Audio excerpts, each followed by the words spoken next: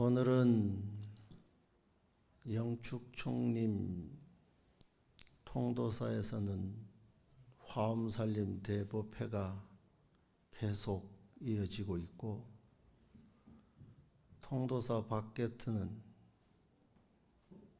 예수 탄생을 기리는 크리스마스라고 전부 메리 크리스마스를 외치고 있는 좋은 날 중의 좋은 날입니다. 다 함께 이 좋은 날을 자축하고 때로는 또 축하도 해주고, 이 마음으로 오늘 이 화엄살림을 함께 했으면 좋겠습니다. 감사합니다.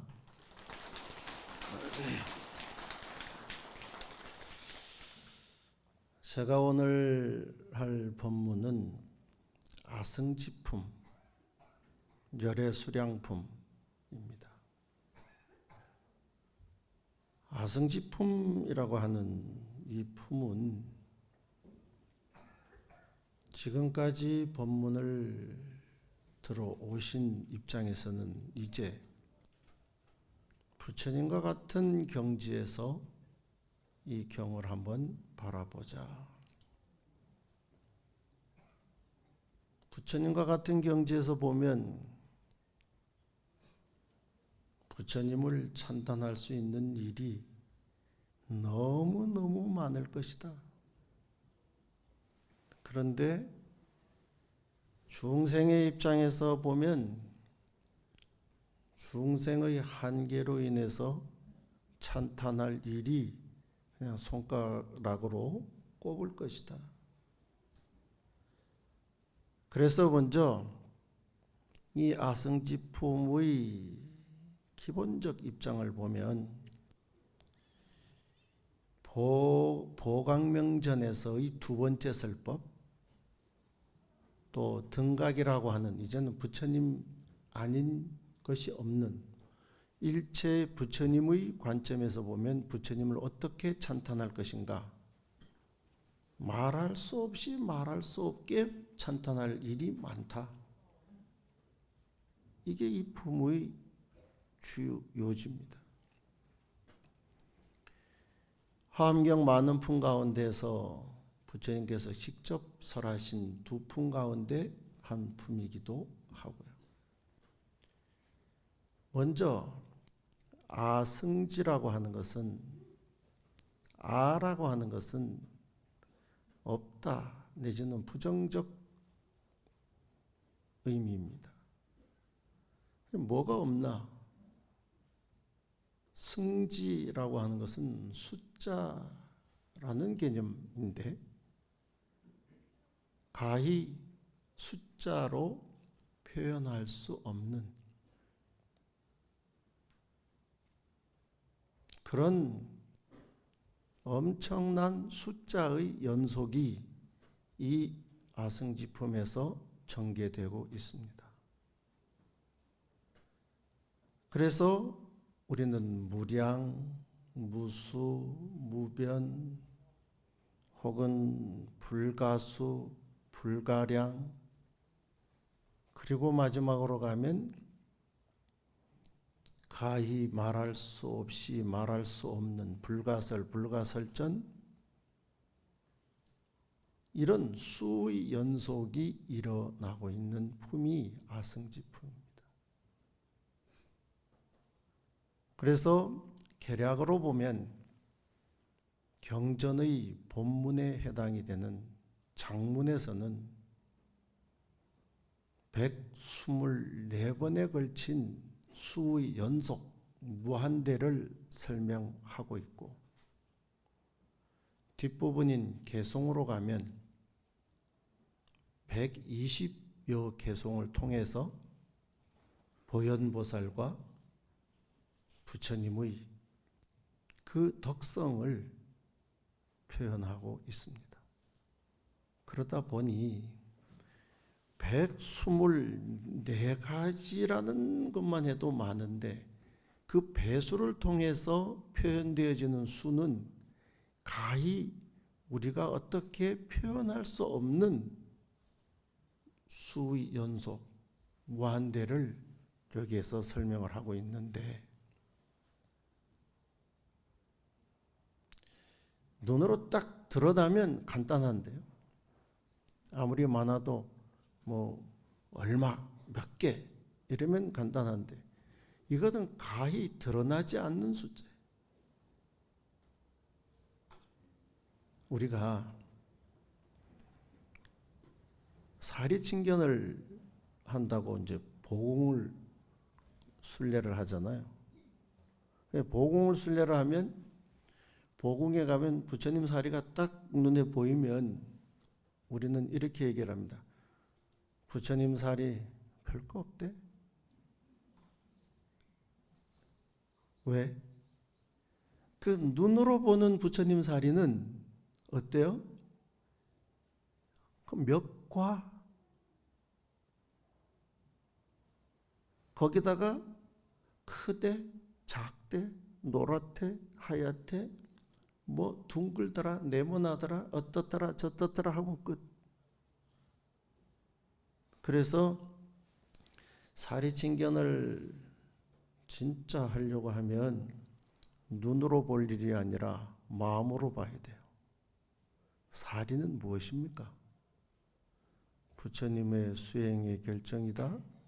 사리에 대한 눈으로 모양과 어떤 형태, 색깔에 머무는 사리에 대한 이해가 아니라 사리의 의미에 대한 이해를 해 들어가기 시작하면 말 그대로 무량, 무수, 무변, 가히 말할 수 없이 말할 수 없는 그 많은 내용으로 부처님 사리를 이해하게 됩니다. 부처님의 덕성, 부처님도 마찬가지예요. 우리가 부처님을 바라보면, 눈으로 바라보면 어떻고 저떻고 뭐 이렇고 저렇고 하지만, 보공에서 부처님의 형태를 보이지 않으면 부처님을 어떻게 이해하는가? 가히 말할 수 없고 말할 수 없는 그 엄청난 덕성을 가진 분이다. 그래서 이 아승지품에서도 구체적으로 숫자 요렇게 해서 요렇다라고 눈에 보이게 딱 집어주질 않고 무한의 무한을 설명하고 계시는 거예요. 무엇이? 부처님의 덕성이. 집에 갔는데 집에서 물었어요. 부처님은 어떤 분이야? 그럼 여러분 뭐라고 대답하시죠?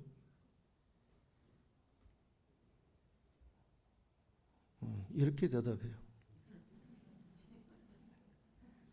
어떻게? 몰라.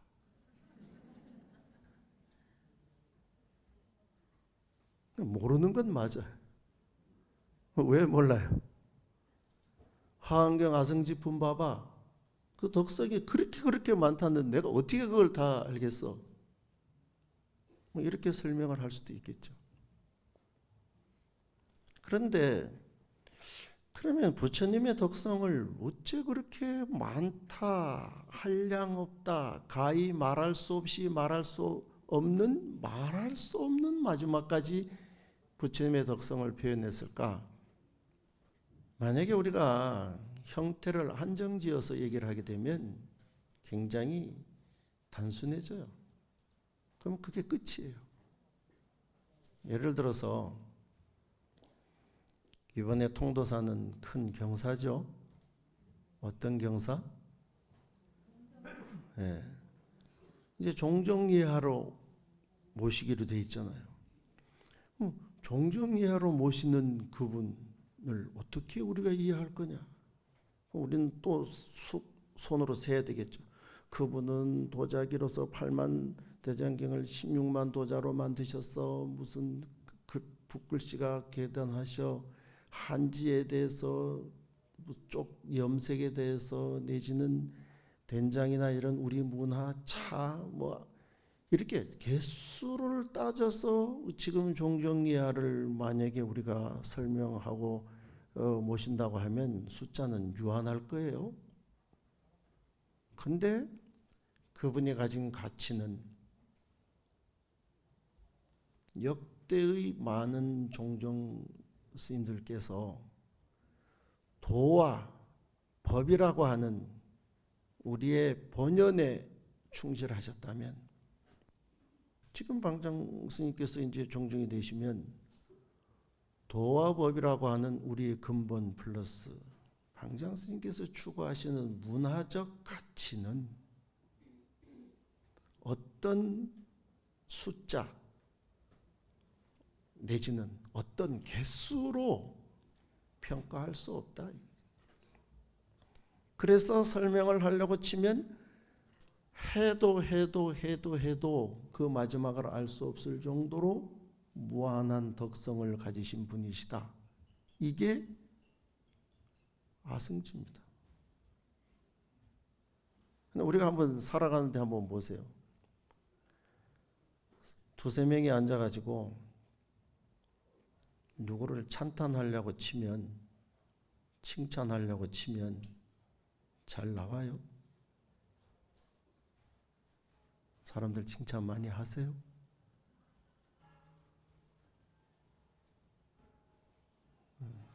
딱 맞춰서 종을 치네.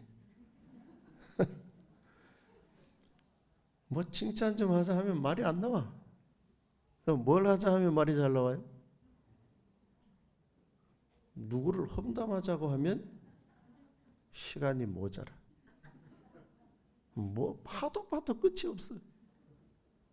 근데 찬탄을 좀 하려고 치면 무엇이 잘 안 나와. 근데 이 아승지에서 우리가 생각해야 될 것은 뒤집어서 부처님이 그렇게 덕성이 대단하시고 엄청나시고 가히 말할 수 없는 그런 분이라면, 그 분이 대단하고 엄청나다는 것에 우리가 찬탄하고 박수를 치고 마음으로 흠모하고 존경하고 그러면 그렇지, 내가 그러니까 이렇게 믿지. 만약 여기에서 부처님에 대한 얘기가 끝난다면 우리는 어쩌면 불교를 반만 믿는 것이다. 어떻게 해야 된다는 거예요? 이 아승지품을 읽으면서 우리가 진정 배워야 할 것은 두 가지다. 제가 생각하기에 하나는 진정 부처님이 그러하신 분이라고 하는 것을 배워야 되고, 어떻다고요? 가히 말할 수 없는 공덕으로 찬탄해야 된다는 것. 이건 공감하시죠? 배울 것이 없어요? 이 코로나가 오고 난 후에 마스크를 끼운 이후로 대답을 안 해요.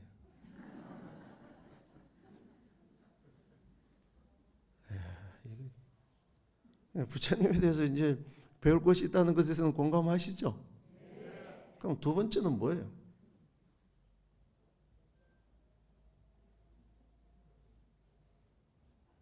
또 마스크 꼈네.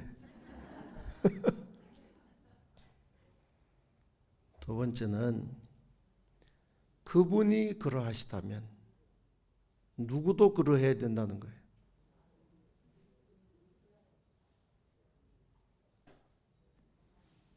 그분이 그러하시다면 나도 그러해야 되겠다라고 하는 것이 우리에게 있어서 진정으로 필요한 겁니다.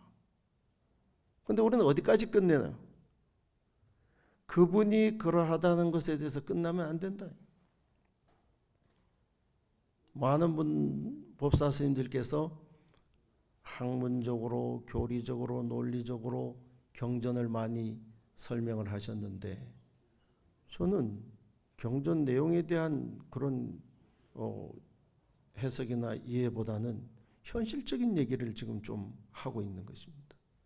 아승지에 대한 이해는 그래서 그 숫자가 어떠하다는 것이 다가 아니라, 그분은 그러하다. 누가? 부처님은. 그럼 나는 어떠해야 될 거냐? 오늘의 방점은 나에게 쏠려 있다. 오늘이 무슨 날이라고요? 큰 소리를 해도 돼요. 오늘이 무슨 날이라고요?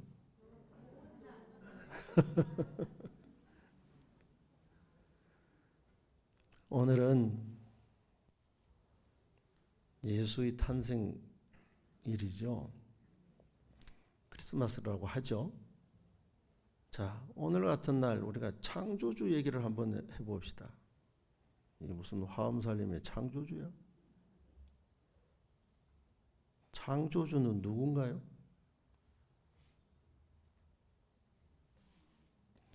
버티면 돼요.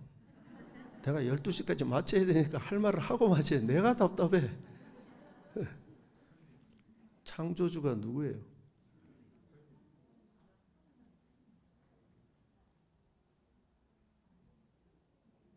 이럴 줄 알았어. 여기에 있는 한 사람 한 사람이 전부 다 창조주다. 맞아요?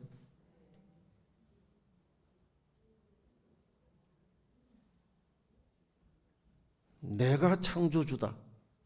맞아요? 우리 학장 선생님 맞습니까?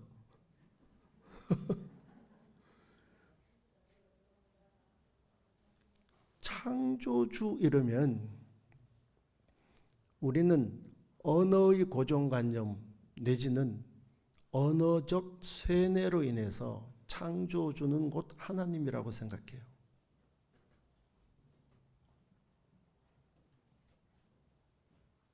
근데 진짜 창조주는 각자 전부 자신이 창조주예요. 창조주 부담스럽죠? 네? 그러면 조금 말을 풀으면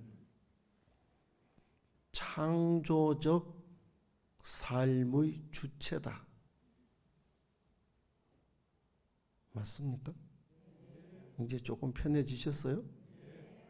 창조적 삶의 주체가 누구냐? 그게 창조주고 그게 나다.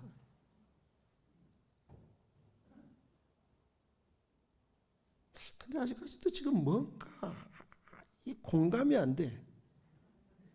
저 말이 지금 오늘 같은 날 화음 살리면서 뭔 소리야? 그러면 한마디를 더, 일체 유심조, 이건 무슨 말이에요? 일체 유심조라는 말과 창조주라는 말이 다른가요? 같은가요? 이 세상 모든 것은 무엇이 만든다고? 마음이 만든다. 오늘 여기 누가 오라고 시켰나요? 몰라. 홍법사에서 동원을 했는지는 모르겠지만 일단 누가 왔어요? 내가 왔어요. 오늘 입을 옷을 따숩게 누가 입었어요? 나중에 끝나고 나도 누가 갈아해서 가요? 알아서 가요? 전부 이 세상 삶의 창조적 삶의 주체가 누구냐? 나라는 거예요. 내 마음이 모든 것을 만들고 있다 이거예요. 근데 우리는 언어의 세뇌에 의해서 창조주는 곧 하나님이다. 불교에서는 모든 존재는 다 일체 유심조다. 창조주다. 내가 창조주래. 오늘 화엄살림 가니까 나보고 창조주래. 이제 집에 가서 요 말만 딱 전하면 집에서 뭐라 하겠어요? 요새 절이 좀 이상해. 창조적 삶의 주인, 창조적 삶의 주체. 창조적 삶의 주체로 살아가는 데 있어서 능동적으로 자기가 자신의 삶을 만들어가는 주체적 삶을 살아야 된다고 하는 것을 이 화엄을 통해서 우리가 알아야 된다는 거예요. 이것을 알지 못하고 단순히 부처님은 그런 분이야, 부처님은 위대한 분이야, 부처님은 거룩한 분이야, 부처님은 설명을 해도 부처님의 공덕을 다 설명할 수 없어, 그런 분이야, 여기서 그치면 불교를 반만 믿는 것이다. 온전히 불교를 믿으려면 어떻게 돼야 되느냐? 부처님께서는 말씀해요. 네가 부처다. 네가 부처로서 창조적 삶의 주체로서 능동적으로 이 세상을 살아가라. 이런 엄중한 말씀을 우리가 듣고서도 우리는 우리의 삶의 주체가 되기보다는 항상 무엇인가에 기대려고 하는 마음을 가지고 살아간다면 이건 불교를 잘못 믿고 있는 것이다. 특히 오늘 같은 날 우리가 한 번 더 내가 누구인가를 생각해 보자. 부처님만 그렇게 위대하고 엄청나고 대단해서 그분에 대한 찬탄만으로 내 인생을 마칠 것인지, 그분이 그러하다면 나도 그러한 삶을 닮아가기 위해서 내가 오늘 무엇을 할 것인지를 오늘 여기서 고민하는 삶이, 고민하는 그 시간이 화엄을 통해서 필요한 것이다. 어떻게 살아야 될까? 내가 너무 여러분들의 마음에 그냥 확 뭔가를 박아놓으니까 이거 좀 박수를 쳐야 되는 거야, 말아야 되는 거야, 지금 헷갈리는데 주도적으로 사세요. 창조주가 되세요. 치고 싶으세요?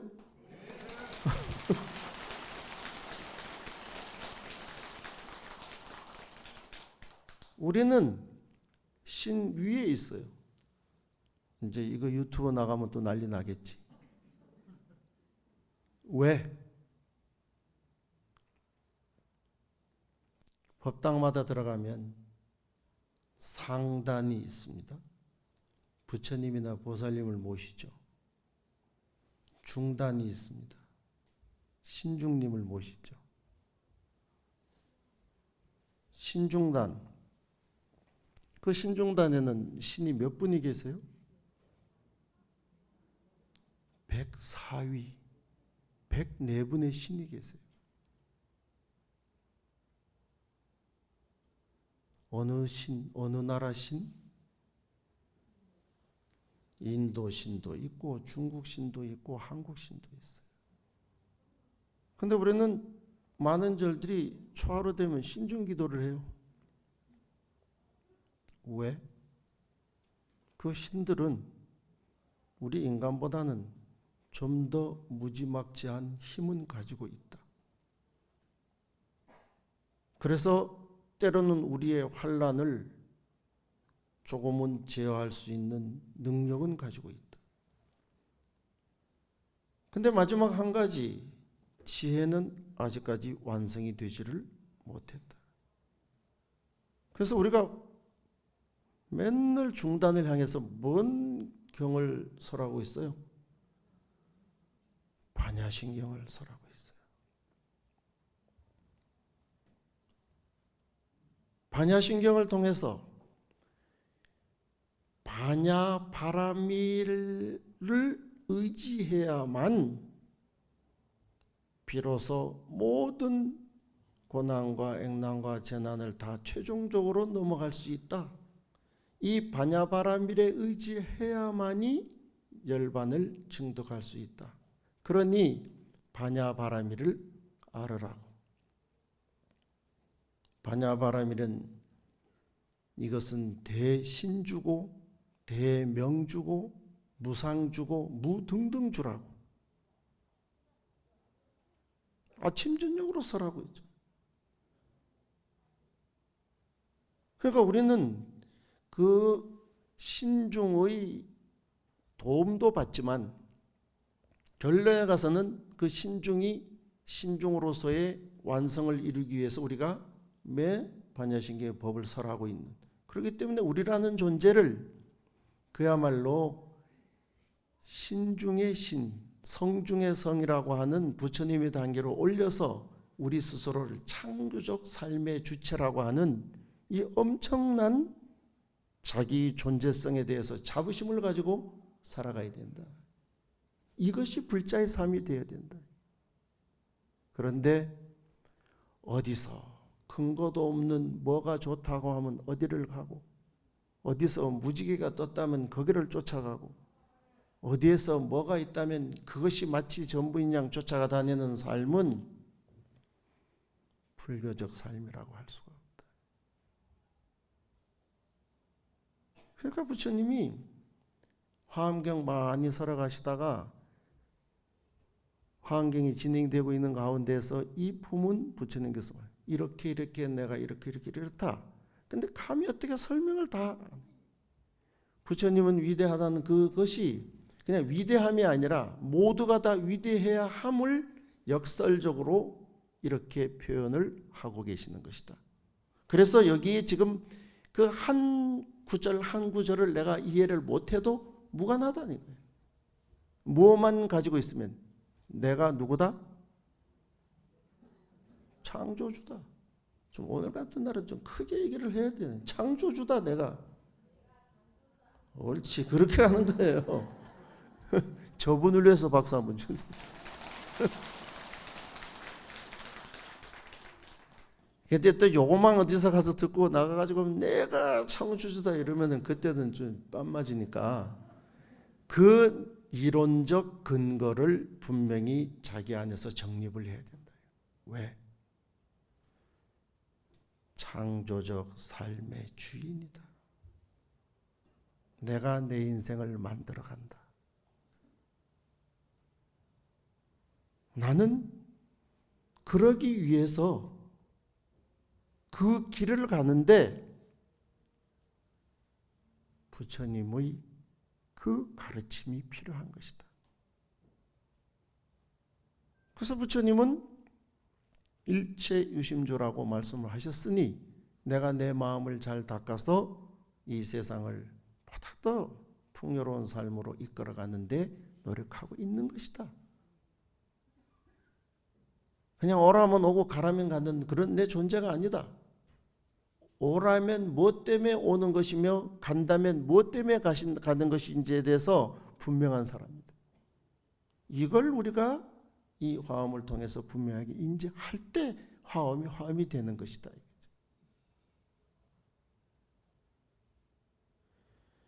그래서 이 아승지에서 이제 묻습니다.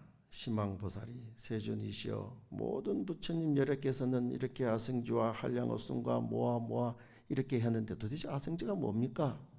라고 물으니까 그래 참 잘 물었다. 항상 물음에 대해서는 칭찬을 하시죠.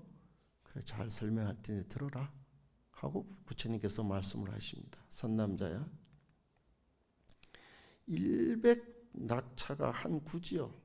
구지가 한 아유타요. 아유타가 한 나유타니라. 이렇게 해서 124번에 걸친 수의 배수가 일어나게 되는데 이렇게 엄청난 덕성을 가지고 있는 것이다.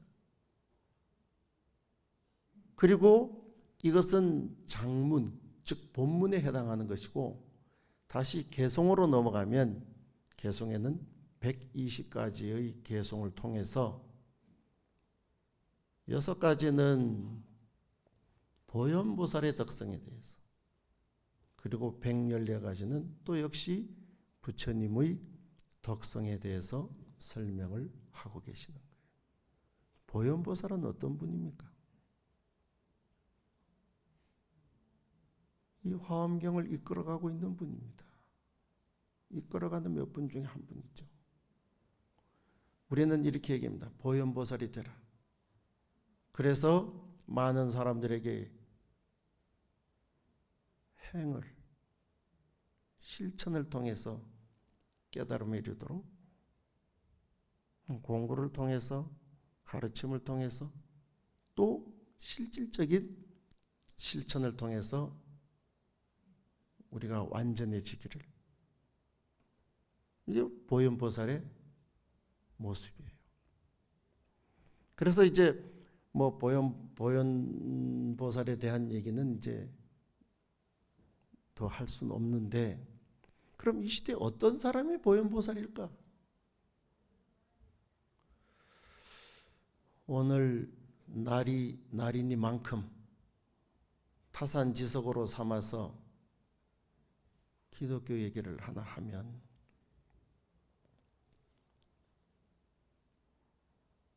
제가 몇 년 전에 기독교의 한 채널 텔레비전 방송을 보다 보니까 후원금을 모금하는 한 방송이 있었어요. 한 선교사 부부가 라오스의 유명한 루앙프라방이라고 하는 우리나라로 치면 경주와 같은 고도, 거기서 교회를 만들어 가지고 한 300명의 교인을 이제 선교를 한 거죠. 그러니까 라오스 정부에서 이 불교 국가에 이게 무슨 일이야? 그런 추방을 했어요. 추방을 하니까 어디로 갔냐? 강 하나 건너서 태국으로 갔어요. 태국으로 가서 신학대학을 열었어요. 26명의 신학생을 키워요. 그런데 그들의 목표가 뭐냐? 1만 명의 목회자를 만들어서 1만 개의 교회를 지어 100만 명의 그리스도인을 완성한다. 이게 선교사 한 부부의 우리로 말하면 원력입니다. 이 부부를 돕자고 모금하는 프로그램을 하고 있는 거예요. 그 신학생 한 명에게 필요한 한 달 필요한 돈은 한 100불 정도? 한 달에 한 200~300만 원 정도의 그 돈이 있으면 그 일을 한다는 거예요.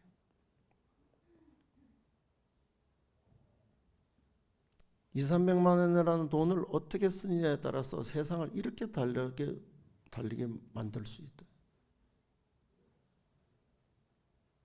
보현행원이라고 하는 것을 우리 안에서 설명을 하기보다, 오늘은 날이라 다른 종교를 통해서 설명을 하자면 이게 원력인데, 우리는 어떻게 사나? 우리는 무슨 원력으로 사나? 그래서 우리도 지금 여기에 보면 뭐 카메라가 많아서 뭐가 뭔지 모르겠지만, 우리도 알기로 BBS 불교 방송이나 BTN에서 뭐 이런 모금 활동들 하고 있죠. 불교 포교를 위해서. 그 활동이 진짜 그렇게 승화될 수 있도록 우리가 마음으로 내지는 현실로 많은 보시를 행할 때 그 보시가 모아져서 사실은 그런 활동들이 일어나야 불교가 진정 이 세상에서 세상을 평화롭게 만드는 데 기여하게 되는 것입니다. 그런데 우리는 부처님만 찬탄하고 부처님만 위대하고 부처님만 거룩하다고만 하고, 내가 부처님처럼 거룩하고자 하는 데에는 조금 인색함이 있다. 이걸 우리가 오늘 뛰어넘어 보자. 부처님에 대해서는 불가설이라 말할 수도 없고, 말해서 어떻게 할 수도 없고, 말할 수도 없는 그 부처님의 덕성을 나는 도대체 얼마를 가지고 있나? 나는 도대체 몇 개를 가지고 있나? 나는 지금 얘기하라면 도대체 뭔 얘기를 할 수 있을까? 이것이 오늘 주제입니다. 공부한다고 왔는데 꾸중 들으러 온 것 같은 분위기. 죄송하긴 한데, 에? 그렇죠?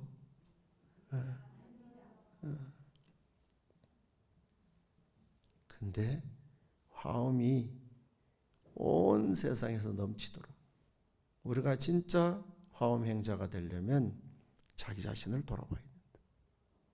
나는 지금 무엇을 하고 있는가? 이것이 아성지품에 대한 저희 생각입니다.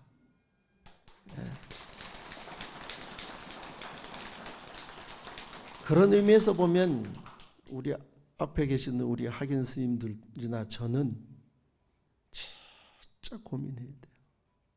우리가 사는 것이 과연 이 엄중한 시주의 은혜에 보답하고 살고 있는가?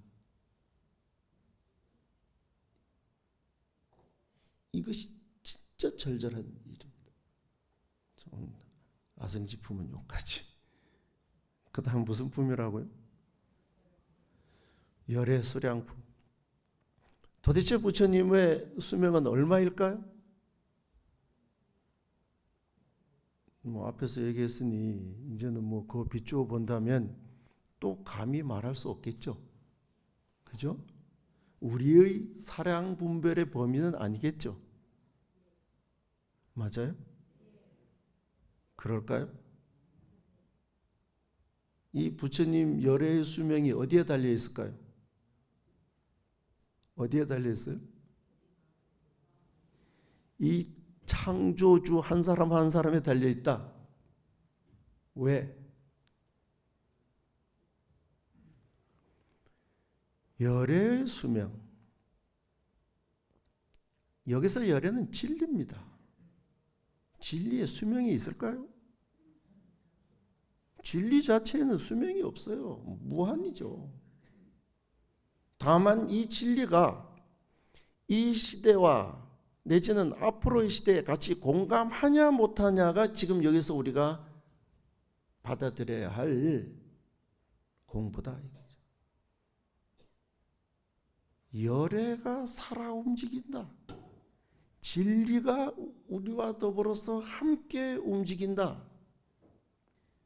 우리 불자들에게 있어서 부처님 진리는 수명이 없다. 우리 불자 한 사람 한 사람이 부처님의 가르침을 내 마음속에서 분명하게 이해하고 인식하고 자신의 삶 속에서 그것을 구현하는 순간 부처님의 수명은 존재하는 것이고, 만약에 그렇지 못하다면 부처님의 수명 자체는 영원할지 모르지만 우리와 함께 하지는 못한다. 내가 부처님과 함께 하지 못할 때 나의 수명은 인생의 수명에 불과. 내가 부처님의 가르침과 함께하고 부처님의 진리와 함께 했을 때 나의 수명 또한 무량하다. 무량하다고? 여러분의 육신의 수명은 유한하겠지만 여러분의 마음의 수명은 부처님 진리와 함께 할 때 영원하다. 왜? 생사가 둘이 아님을 내가 인식하는 순간 생사는 영원한 것이니까. 이 정도의 자기 어떤 주체적 의식을 가지고 불교를 믿어야 되는데, 대학 입시 기도를 하려니까 어디를 가야 될까? 요새는 대학 입시 기도 안 해도 다 대학 가요. 이제는 그런 불교는 아니다. 그럼 무슨 불교를 해야 돼요? 내가 불자요라고 말할 수 있는 나의 인생은 뭐냐? 그리고 내가 살아가는 매 순간 매 찰나가 한 채의 오차도 없이 어쩌면 부처님 가르침 안에서 자유를 느낄 수 있고 평화를 느낄 수 있다면 그건 영원한 삶을 사는 것인데, 이리 봐도 장애 저리 봐도 부딪히는 거, 이리 보면 짜증나는 거, 이 삶은 과연 부처님의 삶을 산다고 할 수 있을까? 부처님 눈으로 보는 세상은 환희로운 뿐이다. 중생의 눈으로 보는 세상은 짜증뿐이다. 짜증 좀 나세요? 지금 이 순간은 환희로워야 돼. 지금 부처님의 제자로서 살아간다고 하는 나의 의식은 당당해야 된다. 창조주가 돼야 된다. 그게 좀 거슬리면 창조적 삶의 주체와 주인으로서 내가 살아가야 된다. 그리고 내 마음대로 살아가는 내 인생이 아니라 부처님의 진리 안에서 살아가는 내 인생일 때 내 인생은 찰나와 영원히 교차하면서 영원한 삶을 살 수 있다. 적어도 이 자부심은 가지고 내가 염주를 손에 들고 절에 갈 때 내 삶은 행복으로 나아가는 길인데, 이 주체적 인식이 부족하면 여기를 가봐도 성에 안 차고 저기를 가봐도 그 욕심을 채울 수가 없다. 나는 스님이 맞는가? 스님으로서 당당한가? 신도로서 모범적인가? 그 나는 누구인가? 거기에 한량없는 찬탄, 아승지, 진리와 함께하는 내 삶으로서의 열의 수량이 여러분 마음속에서 여러분을 진정으로 행복으로 이끌어가기를 마음속으로 기원하면서 오늘 화엄살림 법문을 마무리하고자 합니다. 아무튼